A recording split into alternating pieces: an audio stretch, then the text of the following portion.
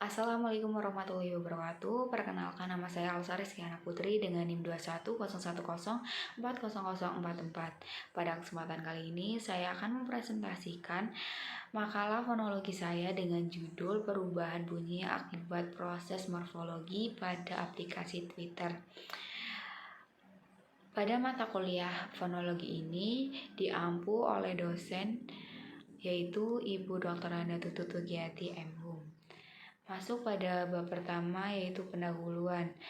Yang pertama ada latar belakang masalah. Fonologi merupakan ilmu yang mempelajari mengenai bunyi. Adapun salah satu yang dipelajari dalam fonologi yaitu perubahan bunyi atau fonem. Perubahan bunyi atau fonem merupakan proses perubahan sebuah fonem menjadi fonem yang lain karena menghindari adanya dua bunyi yang sama.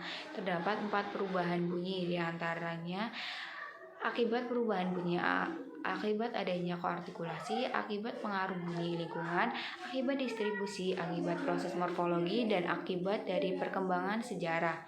Pada kesempatan kali ini, penulis akan menjelaskan bagaimana terjadinya perubahan bunyi akibat morfologi pada aplikasi Twitter. Twitter sendiri memiliki arti layanan jenjang sosial dan juga mikrolog daring yang memungkinkan penggunanya untuk mengirimkan dan membaca sebuah pesan berbaris teks sehingga dapat dijumpai beberapa kata yang masuk ke dalam perubahan bunyi atau fonem ini. Adapun rumusan masalahnya adalah bagaimana proses perubahan bunyi akibat proses morfologi yang terdapat pada aplikasi Twitter. Yang ketiga ada tujuan masalah. Tujuan masalahnya adalah mengetahui proses perubahan bunyi akibat proses morfologi yang terdapat pada aplikasi Twitter. Serta yang terakhir ada manfaat penelitian. Manfaat penelitian ini ada dua, yaitu manfaat penelitian secara teoritis dan manfaat penelitian secara praktis. Yang pertama ada manfaat penelitian secara teoritis, dapat memperkaya kajian fonologi khususnya dalam pada pembahasan materi perubahan bunyi akibat proses morfologi pada aplikasi Twitter. Sementara pada manfaat praktis yaitu bagi penulis atau bagi peneliti. Peneliti ini sebagian wujud mengaplikasikan materi yang telah diterima pada perkuliahan fonologi, khususnya pada mata kuliah fonologi dengan judul perubahan bunyi atau fonem. Serta bagi para penulis lain atau peneliti lain, penelitian ini diharapkan dapat menjadi inspirasi dalam melakukan penelitian yang akan dibuatnya. Masuk ke bab 2 tentang pembahasan. Yang pertama ada penelitian relevan. Penelitian fonologi mengenai akibat proses morfologi atau biasa disebut morfonemik bukanlah hal yang baru pertama kali dilakukan. Sudah banyak peneliti terlebih dahulu yang membahas masalah ini.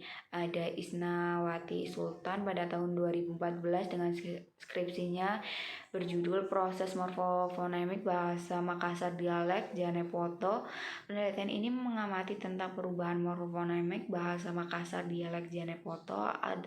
Ada pula penelitian dari Nurmi Indahsari pada tahun 2015 dengan judul skripsinya Perubahan Morfofonemik dalam novel Koala Kumal karya Raditya Dika. Penelitian ini mengamati tentang proses morfologi dalam novel Koala Kumal karya Raditya Dika.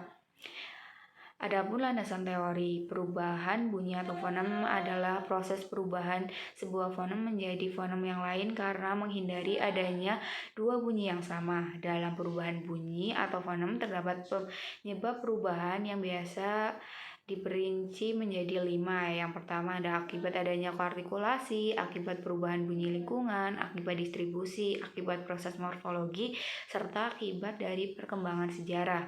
Dalam peristiwa-peristiwa ini juga terdapat beberapa proses perubahan bunyi atau fonem. Beberapa peristiwa-peristiwa itu diantaranya adalah bialisasi, glotalisasi, aspirasi, pemaduan, netralisasi, dan sebagainya.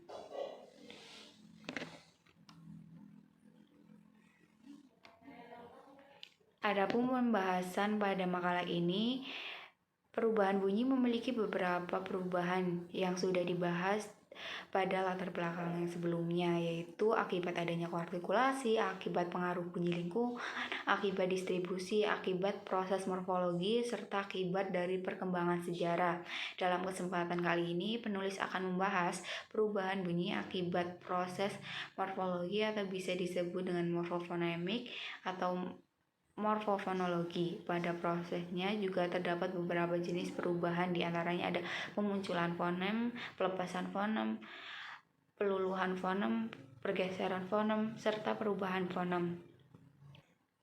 Adapun contoh perubahan bunyi akibat proses morfologi pada aplikasi Twitter yang saya temukan antara lain yang pertama pada penambahan fonem yang terjadi pada tweet dari Kunto Aji pada kata membiru yang ditulis pada tanggal 14 November 2019 masuk ke dalam penambahan fonem karena terdapat prefix me ditambah biru menjadi membiru.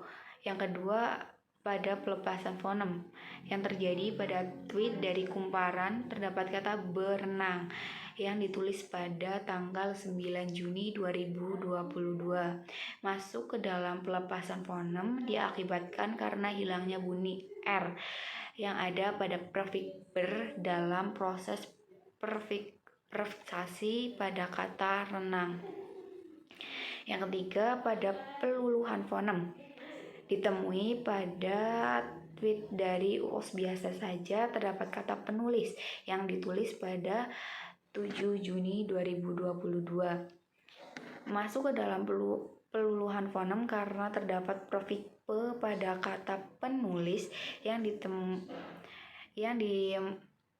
masuk ke dalam peluluhan fonem karena terdapat prefix pe pada kata penulis yang dimulai dengan konsonan tak bersuara T. Pada yang kedua pada pergeseran fonem saya temui di tweet @detik.com terdapat kata makanan yang ditulis pada tanggal 11 Juni 2022 masuk ke dalam pergeseran fonem karena fonem M pada kata makanan pindah ke silabel berikutnya ketika diberi suffix an. Makan plus suffix an menjadi makanan. Masuk ke bab terakhir yaitu bab penutup. Yang pertama ada kesimpulan dari perubahan bunyi atau fonem adalah proses perubahan sebuah fonem menjadi fonem yang lain karena menghindari adanya dua bunyi yang sama. Salah satu penyebab perubahannya adalah adanya proses morfologi, di mana dalam penelitian ditemukan beberapa kata di Twitter yang masuk ke dalam perubahan bunyi akibat proses morfologi tersebut. Contohnya pada kata membiru, berenang, makanan. Sementara yang kedua dasaran dalam penulisan diharapkan para mahasiswa khususnya program studi pendidikan bahasa dan sastra Indonesia lebih banyak belajar dan memahami tentang perubahan bunyi dan materi fonologi lainnya, khususnya juga pada materi fonem atau perubahan bunyi. Bagi penikmat bahasa dan sastra perlu membaca lebih mendalam sehingga mampu memahami mengenai perubahan bunyi pada cabang fonologi. Adapun daftar pustaka yang saya ambil yaitu ada 3. Yang pertama dari buku Abdul Sair pada tahun 2009 yaitu Fonologi Bahasa Indonesia. Yang kedua secara online saya temukan pada karya Uni Kulsum pada tahun 2014 mengenai morfofonemik dalam bahasa Indonesia. Sementara yang ketiga secara online juga didapatkan dari Ulfa Eliani pada tahun 2017 yang membahas materi dengan judul Proses Morfofonemik dalam Surat Kabar Harian Fajar. Dan inilah beberapa lampiran yang saya temui pada Twitter, yaitu pada Twitter Kunto Aji, Kumparan, UUS biasa saja, serta Detik Sport. Demikianlah makalah yang dapat saya sampaikan. Apabila ada kekurangan dalam penulisan dan pembahasan, saya mohon maaf. Wassalamualaikum warahmatullahi wabarakatuh.